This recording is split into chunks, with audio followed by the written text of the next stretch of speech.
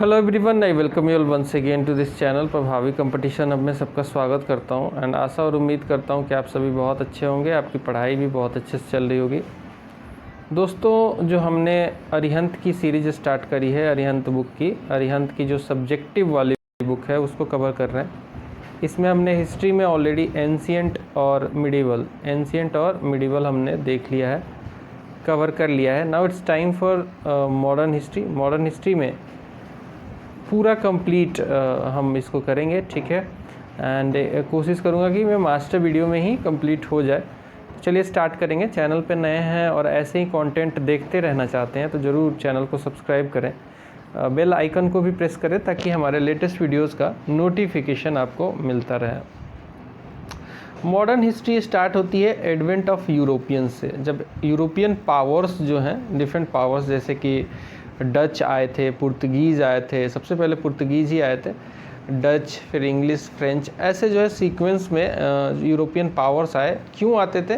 क्योंकि उन्हें क्या है, व्यापार करना था। हमारे कंट्री में उन्हें व्यापार करना था और वो व्यापार के चक्कर में उस समय सी रूट की भी खोज चल रही थी। सी रूट की खोज हुई और उसके बाद ये बहुत सारे यूरोपियन पावर जो है अपना एक्सपेंशन कर रहे थे। उसी चक्कर में एडवेंट ऑफ द यूरोपियन में देखेंगे कि सबसे पहले पुर्तगीज आए थे इंडिया में। तो जो केप रूट है, केप ऑफ गुड होप जिसे कहते हैं, जो कि साउथ अफ्रीका के आसपास पड़ता है, the Cape route was discovered, थोड़ा सा छोटा कर लेता हूँ। So the Cape route was discovered from the Europe to India by Vasco da Gama. किसने खोजा था? ये वास्को द गामा ने खोजा था। ही रीच्ड पोर्ट ऑफ कैलिकट 17 मई 1498 को ये कैलिकट पहुंचा। वहाँ का जो शासक था उस समय था जमोरिन। जमोरिन ने उसे काफ़ी जो है वेलकम किया और उसे रिसीव किया। और एक मुस्लिम कोई नाविक था जो कि वास्को द गामा की हेल्प की थी, जिसने यहाँ तक पहुँचने में। तो ये थोड़ी सी कहानी है, ठीक है। अकेला ये नहीं पहुँच पा रहा था, लास्ट में जो है उसे हेल्प लेना पड़ा था। सो कैलिकट जो है, कैलिकट पहुंचा ये 17 मई 1498 को and was received by Hindu ruler of Calicut Zamorin. Zamorin ने इसे रिसीव किया वहाँ पे। This led to the establishment of trading station at Calcutta. जो है पहली कैलिकट में, सॉरी कैलकटा नहीं, कैलिकट में जो है पहली पुर्तगीज़ों की फैक्ट्री लगी इंडिया में। First Portuguese factory established in Calicut. उसके अलावा फिर कोचीन और कैनानोर में भी इन्होंने फैक्ट्रीज़ लगाई। बाद में इन्होंने एक्सपेंशन किया, गोवा तक को अपनी कैपिटल बनाई, वो तमाम चीज़ देखेंगे। 1502 में Cochin was the early capital of Portuguese in India. बाद में जो है नीनो द कुना, इसका नाम याद कर लो, नीनो द कुना ने जो है गोवा को अपना कैपिटल बनाया था 1530 में। ये सवाल पूछा जाता है कि किसने जो है गोवा को, पुर्तगीज़ों में से किसने जो है गोवा को अपना कैपिटल बनाया था? तो वो था नीनो द कुना। नीनो द कुना ने जो है कैलिकट, कोचीन से सॉरी, अपनी कैपिटल को ट्रांसफ़र करके गोवा ले गया 1530 में। जो पहला गवर्नर था पुर्तगीज़ का इंडिया में, first governor of Portuguese in India was Francisco de Almeida, बोलते हैं इसको, फ्रांसिस्को दी अल्मेदा था। ये जो है अल्मेदा ने गवर्नरशिप तो किया, लेकिन इसकी जो है एक्सपेंशन की इतनी ज़्यादा नीति नहीं थी। ये जो उस समय बाकी यूरोपियन पावर आ रहे थे और जो पॉलिसी ऑफ ब्लू वाटर था, जिसमें जो है जैसे ये इंडिया है, ठीक है, इंडिया का ये पेनिनसुलर रीजन है, नीचे वाला पोर्शन साउथ वाला, और इधर अरबियन सी है, हम जानते हैं।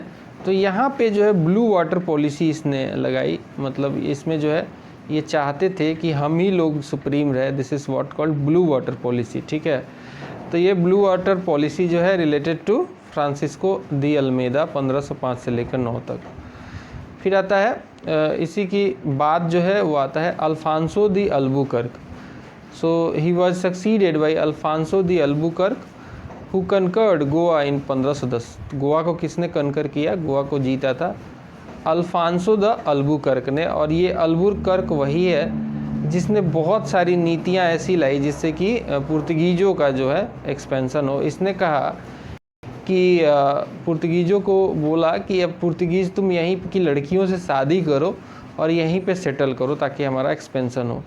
सो he was succeeded by Alfonso de Albuquerque who conquered Goa in 1510, ठीक है, मैंने बताया कि कैसे इसने नीति अपनी जो है बनाई कि भाई शादी करो लोकल लड़कियों से। पुर्तगीज एक्वायर्ड दमन, दमन को 1559 में पुर्तगीज़ों ने एक्वायर किया।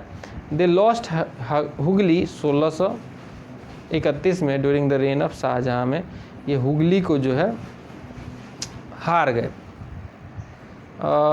1661 में पुर्तगीज किंग जो था, he gave Bombay to Charles द्वितीय of England as dowry for the marrying his sister.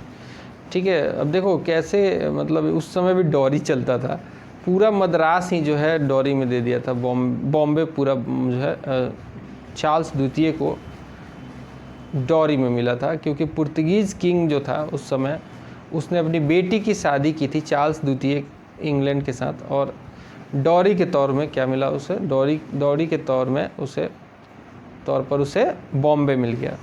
The famous Jesuit saint Francisco Xavier जो है इंडिया में आया विथ मार्टिन अल्फांसो दी सूजा 1542 से लेकर 1545 के बीच में। ठीक है, the famous Jesuit saint Francisco Xavier arrived in India with Martin Alfonso de Souza 1542 से 1545 के बीच में।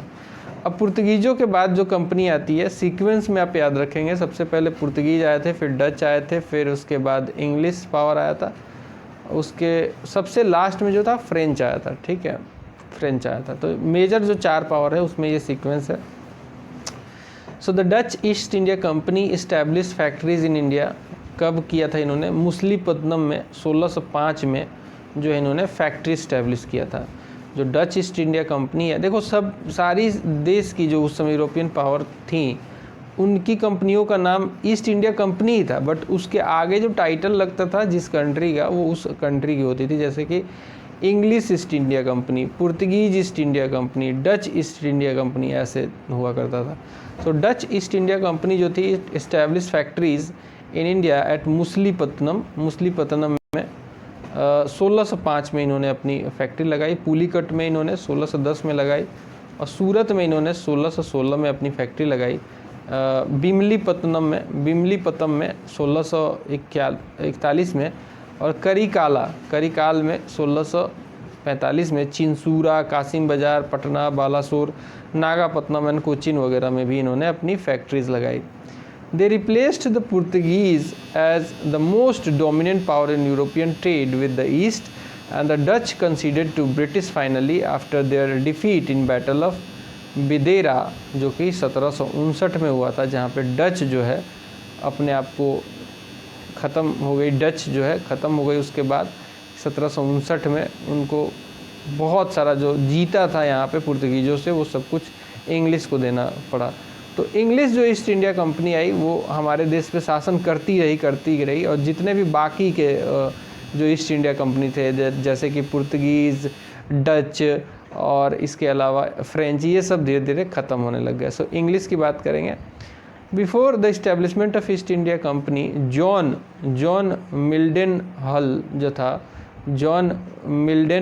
जो था of he was an English merchant came to India over land route to trade with Indian merchants in 1599। ठीक है, इससे पहले ही, इस्टेब्लिश होने से पहले ही, एक जॉन मिल्डन हॉल नाम का एक इंग्लिश मर्चेंट इंडिया आ चुका था लैंड रूट से 1599 में ही।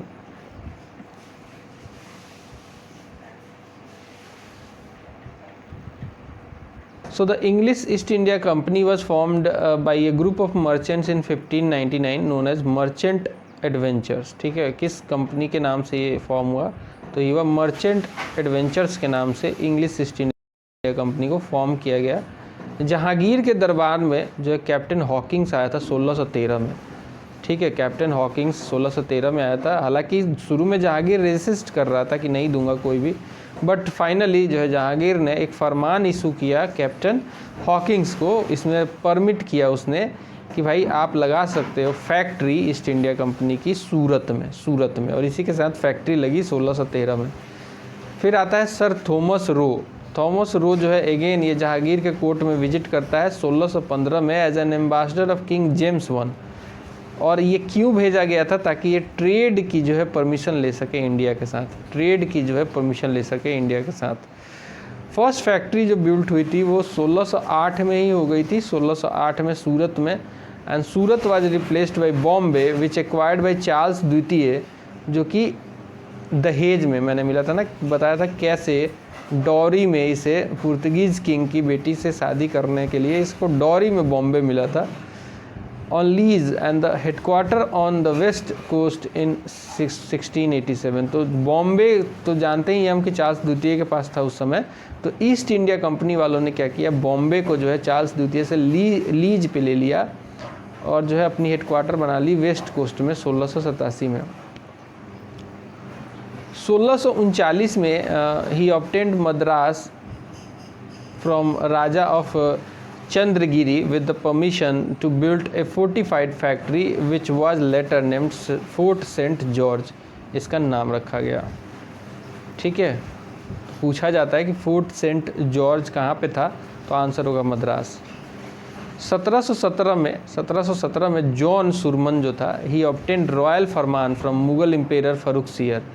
रॉयल फरमान इसको मिला मुगल एम्पेरर फरुखसियर से। दिस फरमान is also called Magna Carta of British rule in India as it gave large concession to the company. इनको दस्तक वगैरह, ट्रेड वगैरह का बहुत सारा जो है कंसेशन इसमें फरुखसियर के फरमान में मिला, और इसीलिए इसे मैग्ना कार्टा कहते हैं, ब्रिटिश रूल ऑफ इंडिया का।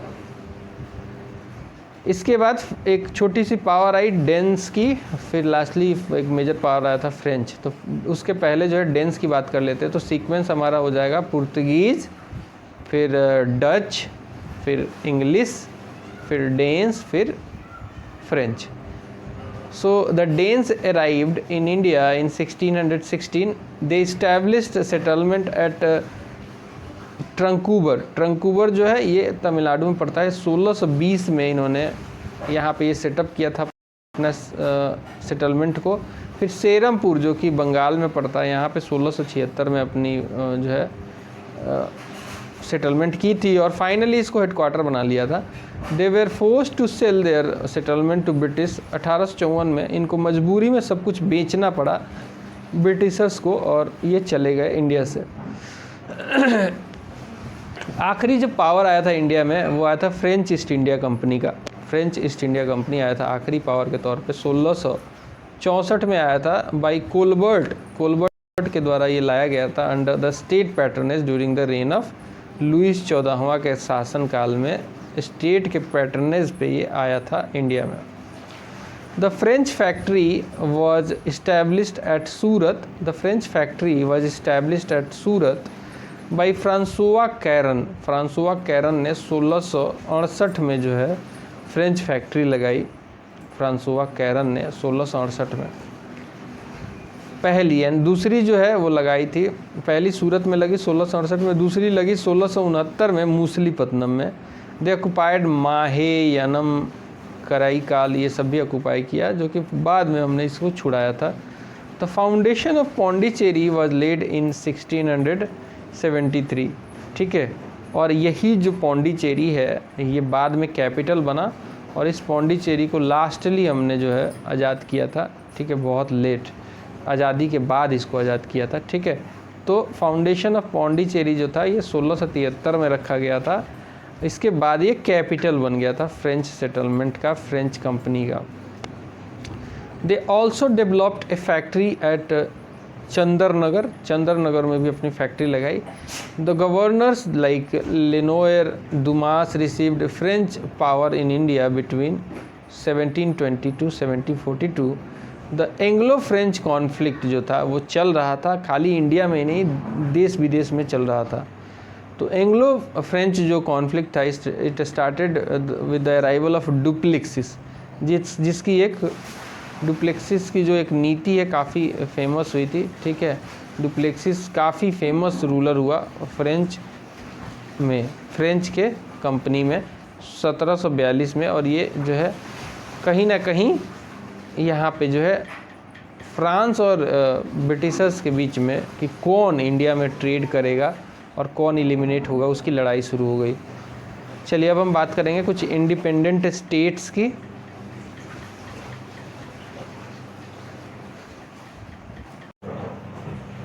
तो जब हम बात करते हैं इंडिपेंडेंट स्टेट्स की, तो हम यहाँ पे बेसिकली बात कर रहे होते हैं कि कुछ ऐसे स्टेट्स जो कि मुग़लों से मुग़ल में ही थे पहले, जैसे कि हैदराबाद एक अच्छा एग्जांपल है, जैसे कि अवध एक अच्छा एग्जांपल है।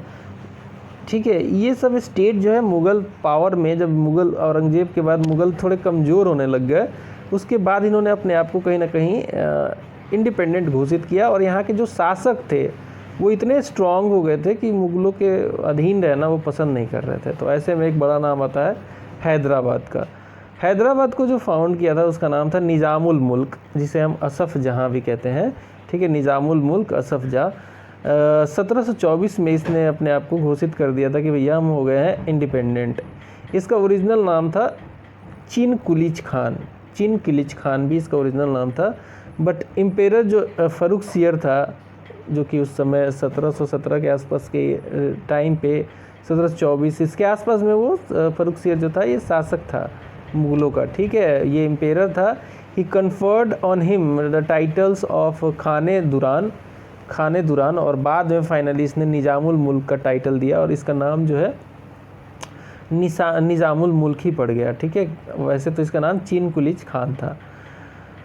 पुरान चांद जो था ये इसका दीवान था। ठीक है, पुरान चांद जो था ये इसका दीवान था। किसका? चिन कुलिच खान यानी कि निज़ामुल मुल्क का पुरान चंद, ठीक है, इसका दीवान था। Carnatic was one of the subahs of Deccan. ठीक है, Carnatic was one of the subah होते थे ना पहले मुग़लों के, तो कार्नेटिक जो था उसमें से एक सूबा था डेक्कन का। Hence it was under Nizam of Hyderabad, इसके अधीन था ये। Nizam of Hyderabad become independent of Delhi and deputy governor of Carnatic made himself independent of Hyderabad. ठीक है, and hence he assume the title of Nawab of Carnatic बन गया ये। ठीक है, इसे नवाब ऑफ कार्नेटिक बोला गया क्योंकि कार्नेटिक रीजन का जो है रीजन में ही पड़ता है ये हैदराबाद, इसलिए इसको नवाब ऑफ कार्नेटिक बोल दिया गया, क्योंकि इसने अपने आप को बोला कि हम भैया दिल्ली के अधीन नहीं है, हम मुग़लों के अधीन नहीं है, और मैं अब जो है अपने आप को इंडिपेंडेंट घोषित कर रहा हूँ और मैं हूँ अब नवाब ऑफ कार्नेटिक। फिर आता है Sadatullah Khan of Carnatic made his nephew Dost Ali as his successor at Carnatic without the approval of Nizam. इससे क्या हुआ, निज़ाम के बिना सहमति के जो सदातुल्ला खान ने कार्नेटिक का जो था, जिसने अपने नेफ्यू दोस्त अली को सक्सेसर बनाया कार्नेटिक का, इससे क्या हुआ कि राइवलरी हो गई कार्नेटिक और हैदराबाद के बीच में, हैदराबाद ऑफ निज़ाम और दोस्त अली कार्नेटिक के बीच में जो है राइवलरी हो गई। Hyderabad remained independent until it became a part of independent India. Finally जो इसे पुलिस एक्शन से हमने इसको मिलाया था, उस समय भी ये नहीं मिलना चाहते थे, बट फाइनली हमने पुलिस एक्शन से, सरदार पटेल का उसमें थैंक्स है, उनकी जो एक्शंस थे उसके वजह से हैदराबाद जो है हमारे में मिल पाया। The Nizam provided assistance to the British during the 1857 revolt. जो 1857 की क्रांति हुई थी उसमें निज़ाम ने हमें सपोर्ट नहीं किया, इसने जो है अंग्रेज़ों को सपोर्ट किया था ताकि इसको दबाया जा सके।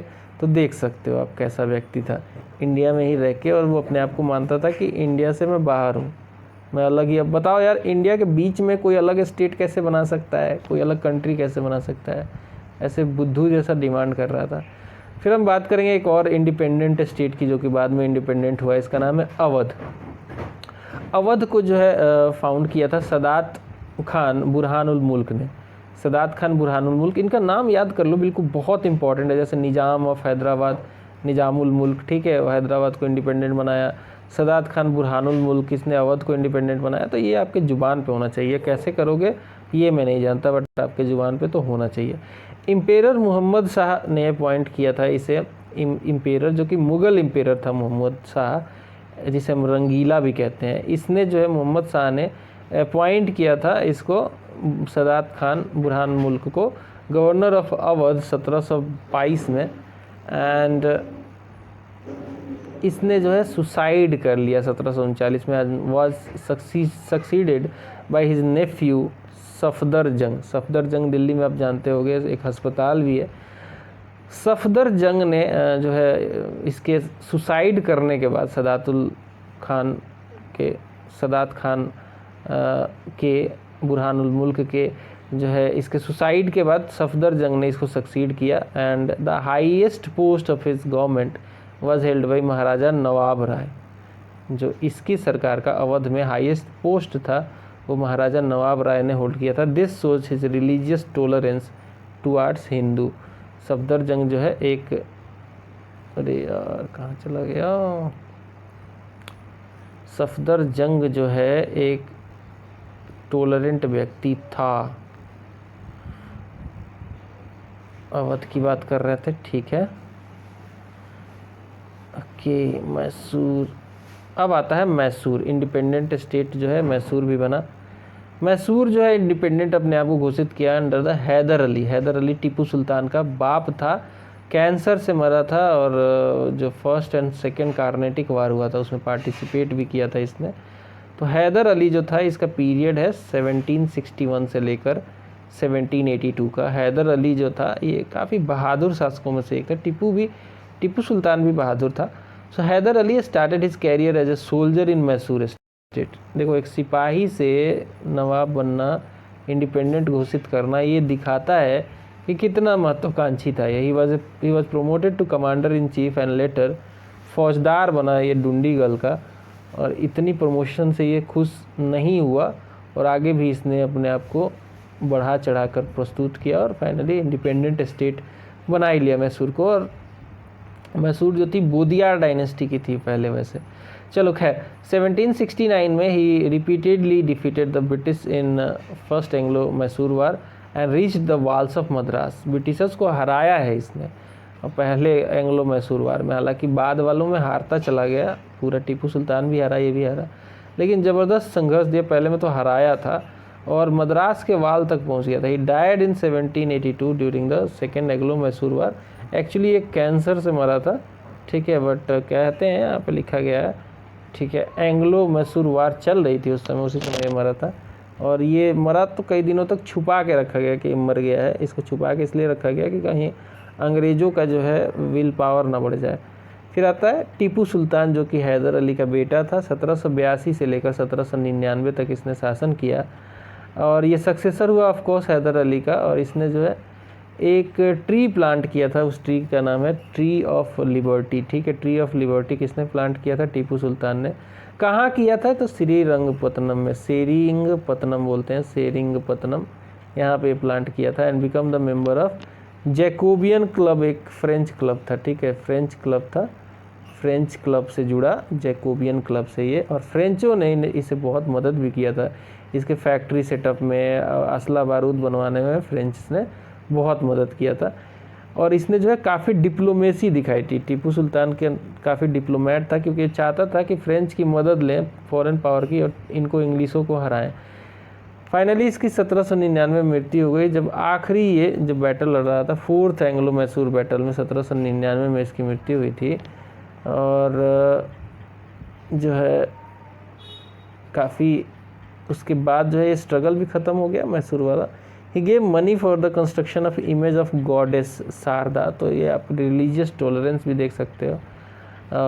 ये जो शारदा का जो गॉडेस था उसके लिए कंस्ट्रक्शन के लिए पैसे दिया था। और ये जो गॉडेस शारदा को रखा जाता था श्रृंगेरी टेम्पल में रखा जा रहा था। ही एज्यूम द टाइटल ऑफ पदशाह। 1797 में इसने पदशाह जो है का टाइटल लिया था। फिर आता है बंगाल। बंगाल को इंडिपेंडेंट घोषित किया था मुर्शीद कुली खान ने। मुर्शीद कुली खान ने एक अगेन जाइगेंटिक पर्सनालिटी, खुद को इंडिपेंडेंट घोषित किया औरंगजेब के बाद। 1717 से लेकर 1727 तक इसने शासन किया। He was made governor of Bengal. 1717 में बनाया गया था बंगाल का। और उड़ीसा का गवर्नर 1719 में बनाया गया था मुगलों के द्वारा ही। बाद में इसने अपने आप को घोषित कर लिया और अपना जो कैपिटल है बंगाल से हटा के ढाका, बंगाल का कैपिटल ढाका से हटा के मुर्शिदाबाद को अपना कैपिटल चुना। और फाइनली इसकी मृत्यु जो हो गई 1727 में हो गई। 1727 में इसकी मृत्यु हो गई। बट इसी को जो कहा जाता है कि he is the founder of Bengal independent state. Battle of Plassey 1757 में भी कौन नहीं जानता है। 23 जून, ये कई आजकल डेट भी पूछ लेता है, 23 अक्टूबर कर देगा ऑप्शन में, 23 सितंबर कर देगा। सो यू शुड नो कि ये 23 जून को हुआ था 1757 को। बैटल ऑफ प्लासी क्यों फेमस है? क्योंकि यहाँ पे ये जो बैटल था, ये बैटल में कहीं ना कहीं जो है ब्रिटिशर्स के जीत के बाद, रॉबर्ट क्लाइव था उस समय, जीत के बाद उनकी जो है मनोबल बढ़ी और जो बंगाल जीत लिया इन्होंने, एक तरीके से कह सकते हो। So on 23 June 1757 English won the battle against Sirajuddaulah, जो कि नाती था किसका नाती था भैया? तो ये उस समय के नवाब का नाती था, ठीक है। एंड नवाब बना था, काफ़ी कम उम्र का था और कम एक्सपीरियंस्ड था। धोखा भी दिया गया इसको मीर जफ़र के द्वारा, इसको धोखा भी मिला। जो खुद इसका मिलिट्री कमांडर था, बेचारा मारा गया, ठीक है। और and compel the nawab to concede all the demands, ठीक है, जो कि ब्रिटिशर्स चाहते थे। ट्रेड करना, फ्री ट्रेड करना, फैक्ट्री लगाना, वो सब कर लिया उन्होंने, ठीक है। फैक्ट्री की फोर्टिफिकेशन, ये सब डिमांड्स थे उस समय, जो कि कहीं ना कहीं उनको पूरा नहीं कर पा रहे थे बेचारे वो, क्योंकि उस समय के जो बंगाल के नवाब थे ये सब रेसिस्ट करते थे। फिर आता है बैटल ऑफ बक्सर। यहाँ से तो बिल्कुल जो है बैटल ऑफ बक्सर जो 1764 में हुआ था, 22 अक्टूबर 1764 में, जहाँ पे ज्वाइंट फोर्सेस ऑफ जो एक अलायंस बनाया था कि कैसे भी करके ब्रिटिशर्स को भगाया जाएगा। इस अलायंस में नंबर 1 जो पार्टी थी वो था नवाब ऑफ अवध शुजाउद्दौला, उसके अलावा मुग़ल एम्पायर शाह आलम द्वितीय था, और उस समय का जो मतलब नवाब था बंगाल का मीर कासिम, वो भी ब्रिटिशर्स को लाइक नहीं करता था, वो भी इसका पार्टी था। तो 3 लोग हो गए, और ये जो ट्राइपार्टाइट अलायंस बना था, नवाब ऑफ अवध शुजाउद्दौला, मुग़ल एम्पायर शाह आलम द्वितीय, ये भी एग्ज़ाइल में था, और मीर कासिम, ये तीनों ने मिलकर डिसाइड किया कि 3 लोग मिल जाएंगे तो कहाँ ब्रिटिश आर्मी हमारे पास टिकेगी। लेकिन ब्रिटिश आर्मी को लीड कर रहा था हेक्टर मुनरो, हेक्टर मुनरो की मैं तारीफ़ नहीं कर रहा हूँ, हेक्टर मुनरो एक फैक्ट है, आपको याद होना चाहिए। हेक्टर मुनरो की नेतृत्व में ब्रिटिश आर्मी ने हरा दिया इस अलायंस को, बक्सर में 22 अक्टूबर 1764 को हरा दिया, ठीक है। फिर आता है पंजाब में जो है सिख जो है अपने आप को इंडिपेंडेंट घोषित कर लिया सिखों ने। गुरु नानक देव जी के बारे में जानते ही होंगे। गुरु नानक देव जी जो थे, इनका प्रेजेंट डे पाकिस्तान में इनका तालवंडी जगह एक है, वहाँ पे इनका जन्म हुआ था। He was the first Sikh Guru and इन्होंने इस्टेब्लिश किया था नानक पंथ को, ठीक है। He was the first Sikh Guru and he establish Nanak पंथ। और हमारे देश में मैंने देखा है कि एक अजीब सी धारणा है कि कुछ लोग जो माइग्रेट हुए थे, मतलब पाकिस्तान में जन्मे थे और माइग्रेट हुए थे इंडिया में, तो उनको भी लेकर कहीं ना कहीं गलत जो है विचारधारा रखी जाती है। ऐसा नहीं करना चाहिए, उनकी बिहेवियर को देखना चाहिए। कुछ लोग इंडिया में भी जन्म लेके इंडिया की बुराई करते, पाकिस्तान की तारीफ़ करते हैं, उनके लात पड़नी चाहिए। और वो लोग जो कि पाकिस्तान में जन्मे, माइग्रेट हुए इंडिया में और इंडिया का गीत गा रहे हैं, इंडिया को लाइक कर रहे हैं, तो उनको क्यों हेट देना है।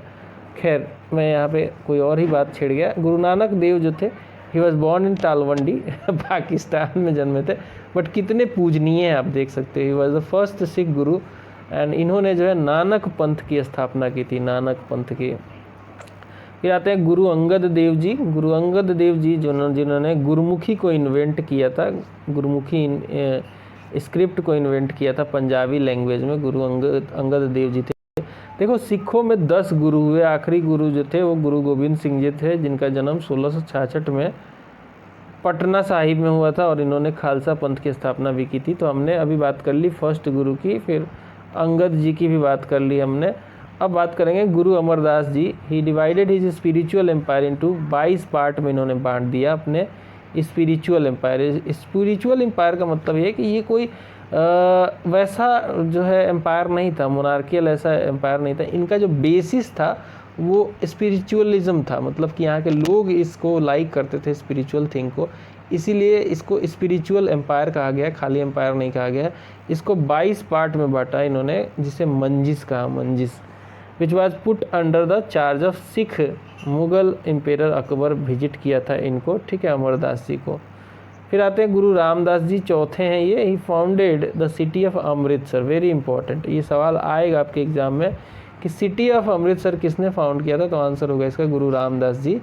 ही डग ए टैंक, जिसे सरोवर बोला गया है, और ये जो सरोवर आज भी आपको वहाँ पे मिलेगा जब आप अमृतसर के गुरुद्वारे में जाओगे, जिसका नाम है हरमिंदर साहिब, हरमंदिर साहिब बोलते हैं इसे, Harmandir Sahib. In the midst of the tank जो है लोकेटेड है ये हरमिंदर साहिब, जो कि गुरुद्वारा है काफ़ी इम्पॉर्टेंट, सिखों का सबसे फेमस कह सकते हैं। फिर पांचवे आ गए गुरु अर्जुन देव जी, गुरु अर्जुन देव जी। ही कंपाइल्ड आदि ग्रंथ, इन्होंने क्या किया, इन्होंने आदि ग्रंथ को कंपाइल्ड किया। ही completed the construction of Amritsar and founded the city of तारन, करतारपुर, तारन करतारपुर ये सब इन्होंने बनवाया। He was executed by Jahangir. सवाल यही पूछा जाता है कि किसने किस जो गुरु को जहांगीर ने एक्सिक्यूट किया था, तो आंसर होगा गुरु अर्जुन देव।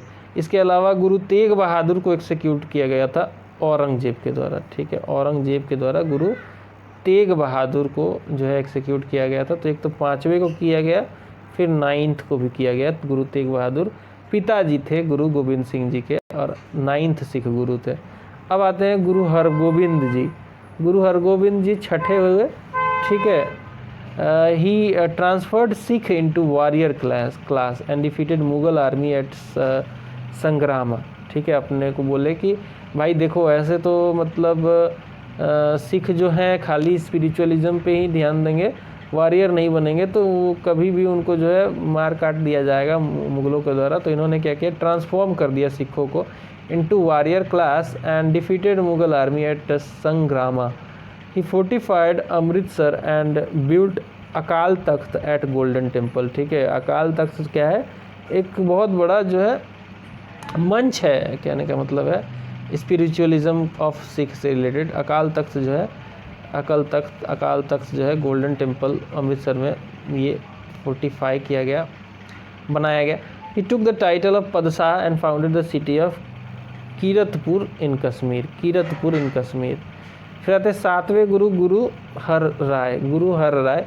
ही मेट दारा सिको, जो कि सन था औरंगजेब का, और दारा सिको जो था, he met Dara Shikoh son of Aurangzeb, ठीक है। गुरु हर किशन जी, गुरु हर किशन जी की बात करें, दारा सिको यार सन औरंगजेब का नहीं था, ये सन था शाहजहाँ का होना चाहिए। दारा सिको की लड़ाई हुई थी औरंगजेब से, थोड़ा सा डाउट है यहाँ पे। डाउट क्या है, गुरु हर किशन जी 8वें हुए, ठीक है, 8वें हुए। Ram Rai established separate seat of Guru at Dehradun, ठीक है। Guru Hardev ji Kishan ji Ram Rai established a separate seat of Guru at Dehradun. इसके बाद आते हैं 9वें गुरु तेग बहादुर जी। सो एक्सिक्यूट किए गए औरंगजेब के द्वारा, जैसे मैंने बताया था कि 9th गुरु थे, 2 ही गुरुओं को किया गया, एक 5th को एक 9th को किया गया। तो 9th वाले जो थे ये थे गुरु तेग बहादुर जी, पिताजी थे ये गुरु गोविंद सिंह जी के। इनको औरंगजेब ने दिल्ली में एक्सिक्यूट करा दिया, इनको मरवा दिया। Sheeshganj Gurudwara marks the site of his martyrdom, Sheeshganj Gurudwara जो है ये इनके जो है शहीदी के ऊपर बेस्ड है। आखिरी सिखों के गुरु आए गुरु गोविंद सिंह जी। इनका जन्म जो है पटना में हुआ था, पटना में, क्योंकि उस समय विजिट कर रहे थे तेग बहादुर, उधर जा रहे थे और बंगाल जाना था उनको पटना होके, तो पटना में अपनी वाइफ को छोड़ गए और वहीं पे गुरु गोविंद सिंह जी का जन्म हुआ। He was 10th and the last Sikh Guru. He organized a community of warrior called Khalsa. सिखों को कंप्लीट जो है एक वॉरियर फॉर्म में कम्युनिटी में बदल दिया, खालसा जिसका नाम दिया गया, और ये हुआ था बैसाखी के दिन 1699 को। He summoned the assembly of Sikh at Anandpur and 5 persons were selected Panj Pyares who took the water of immortality. The Sikh were required to keep 5 Ks, that is case, कृपान, कच्छा, कचेरा, कड़ा। केस, कृपान, कछेड़ा को कच्छा भी बोलते हैं, ठीक है, कंघा एंड कड़ा। आप देखोगे सिखों के पास ना केस होता है, मतलब बड़े बड़े बाल होते हैं, बाल नहीं कटवाते हैं वो। जो ओरिजिनल सिख होगा कभी बाल नहीं कटवाएगा, वो पगड़ी पहनेगा प्रॉपर एकदम, और जो एक मोगा सिख बोलते हैं, क्या बोलते हैं उनको, जो है उनको देखोगे मतलब नकली से सिख होते हैं, वो सिख है ही नहीं एक्चुअली। तो वो भी अपने आप को सिख ही बोलते हैं, वो पंजाबी हैं एक्चुअली, मतलब पगड़ी पहनेंगे वो भी, कभी पगड़ी पहन लेंगे, कभी खुले बाल में घूमेंगे, मतलब बाल छोटा छोटा भी करा देते हैं। तो ये जो सिख होते हैं ओरिजिनल, वो केस रखते हैं, कृपान रखते, कृपान होता है एक तरीके का वो चाकू जैसा होता है, अपने पास जो है रखते हैं, क्योंकि वॉरियर क्लैन बन गए ना। उसके बाद कच्छा पहनते हैं, कच्छा, ठीक है, कंघा रखते हैं बाल झाड़ने के लिए, और कड़ा हाथ में उनके रहेगा। तो ही कंपाइल्ड 10वीं पदशाह का ग्रंथ, ये बात कर रहे हैं हम लोग गुरु गोविंद सिंह जी की। He was stabbed to death by Pathan, एक पठान ने इनकी चाकू मार के हत्या कर दी 1708 में। फिर आते हैं महाराजा रंजीत सिंह, सिखों के शासक। इनका जन्म 1780 में हुआ at Gujranwala and he founded Sikh rule in Punjab. Punjab में सिख जो है रूल को इन्होंने फाउंड किया था। And he occupied Lahore in 1799 and made it is capital, ठीक है, लाहौर को ऑक्युपाई किया 1799 में और उसे अपनी कैपिटल बना दी। और इन्होंने एनेक्स किया अमृतसर को 1802 में, लुधियाना, कांगड़ा, मुल्तान, एंड अटैक किया कश्मीर पे, पेशावर पे, और इन सब को जो है मिला लिया था अपने सिख के एम्पायर में। और 1839 में इनकी मृत्यु हो गई। बात करें रंजीत सिंह के सक्सेसर की, तो खड़क सिंह हुए। खड़क सिंह ने छोटा शासन किया 1839 से 40 में। फिर आते नौनिहाल सिंह 1840 में। शेर सिंह जो थे 1841 से 1843 तक शासन किया इन्होंने, शेर सिंह। ये शेर सिंह वही हैं जिन्होंने जो एक मूवमेंट चल रहा था वहाबियों का, उसके जो है फाउंडर को मारा था इन्होंने। कहते दलीप सिंह ने 1843 से लेकर 49 तक शासन किया। और इस तरीके से जो है यहाँ पे हमने कंप्लीट किया पंजाब और सिखों से रिलेटेड जो चीज़ है, ठीक है। अब अगला टॉपिक आएगा एसेंडेंसी ऑफ द ब्रिटिश, ठीक है। ब्रिटिश ने कैसे अपने आप को जो है ऑक्युपाई किया, अपने आप को मतलब असेंड कैसे किया, कैसे उनका एक कह सकते हैं कि मतलब पावर को हासिल करने का जो एक तरीका था, उसको डिस्कस करेंगे हम एसेंडेंसी ऑफ द ब्रिटिश में, जिसमें कार्नेटिक वार रहेगा, ठीक है। कार्नेटिक वार, एंग्लो सिख वार हुआ, एंग्लो मराठा वार हुआ, ठीक है। और इस तरीके से उन्होंने कैप्चर किया, इसको देखेंगे। तो चलिए, जो एसेंडेंसी हुआ, जो इंडिया पे ऑक्युपाई कर रहे थे, उसमें काफ़ी स्ट्रगल करना पड़ा ब्रिटिशर्स को, बहुत सारी लड़ाइयाँ लड़नी पड़ी। उसमें इम्पॉर्टेंट है कर्नाटिक मतलब मॉडर्न डे कर्नाटक, आप समझ लो। उस वाले रीजन में वो जीतने के लिए जो वार्स हुए, उस रीजन को ऑक्युपाई करने के लिए उसे कार्नेटिक वार में रखा गया है। It was fought between the British and the French over supremacy over India. French एक तरफ कह रहे थे कि नहीं, इस एरिया के असली शासक हम होंगे, जबकि ब्रिटिश कह रहे थे कि भैया तुम्हें हम उखाड़ फेंकेंगे, और लड़ाई शुरू हो गई, ठीक है। तो पहली जो कार्नेटिक वार हुई 1746 से 1748 के बीच में हुई। एंड जो नवाब था उस समय, होता क्या था कि फ्रेंच और इंग्लिश पावर, ठीक है, दो पावर हो गई, आपस में भिड़ रही हैं। अब वहाँ पे लोकल भी तो नवाब हुआ करते थे ना, नवाब ऑफ कार्नेटिक रीजन। वो क्या करते थे, किसको सपोर्ट करते थे, वो मैटर करता था। तो नवाब ऑफ कार्नेटिक जो था, Nawab of Carnatic army, he was defeated by French under Dupleix in the battle of saint Thome. एक बैटल हुआ, बैटल ऑफ सेंट थोम। हम जानते हैं कि फ्रेंच एक गवर्नर था डुप्लेक्स, जिसकी सब्सिडरी अलायंस की नीति काफ़ी फेमस हुई थी, जिसे बाद में ब्रिटिशर्स ने अपनाया था। तो ये नीति इसी ने लाया था, सब्सिडरी अलायंस वाला, ठीक है। और इसने हरा दिया नवाब ऑफ कार्नेटिक को, उसके आर्मी को डिफीट किया बैटल ऑफ सेंट थोम में। एंड वार जो एंड हुआ with the treaty of Aix la Chapelle की ट्रीटी के साथ ये ख़त्म हुआ। एक्सला चैपल जो है, अब एक्चुअली क्या था ना कि यहाँ पे समझो थोड़ी सी बात, इंग्लिश और फ्रेंच खाली इंडिया में नहीं लड़ रहे थे, ये जहाँ जहाँ इनका जो ऑक्यूपेशन चल रहा था उस समय ये दो बड़े इम्पेरियलिज्म के फोर्स बन गए थे। तो ये चाहते थे कि हर जगह जो है इनमें भिड़ंत हो जाती थी कि ये मैं कब्जा करूँगा, ये मैं कब्जा करूँगा। तो ये एक्सला चैपल जो था, ये तुर्की में पड़ता है ये जगह, यहाँ पे भी लड़ाई चल रही थी। और इसी लड़ाई का जो है ट्रीटी हुआ एक्सला चैपल का, तो इस वार को ख़त्म किया गया, फर्स्ट कार्नेटिक वार को, ठीक है। कहता है सेकेंड कार्नेटिक वार। सेकेंड कार्नेटिक वार 1749 से लेकर 1754 के बीच में लड़ा गया सेकेंड कार्नेटिक वार। और इस समय जो वार था, it began when British and French aligned with opposite sides in the war of the succession of Hyderabad. ठीक है, रॉबर्ट क्लाइव जो है अल्टीमेटली जो है इसमें जीत गया with the siege of Arcot. Arcot इसने जीता 1751 में। वार जो है ट्रीटी ऑफ पौंडीचेरी से ख़त्म हुआ।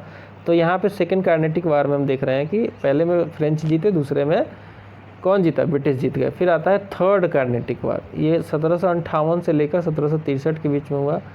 इसमें जो फ्रेंच गवर्नर था वो था काउंट दी लेली। काउंट दी लेली ने कैप्चर किया फोर्ट डेविड को। फोर्ट सेंट डेविड को इसने कैप्चर किया। French they defeated by again British in the battle of Wandiwash. 1760 में जो है बैटल ऑफ बॉन्डीवास में ये हार गए।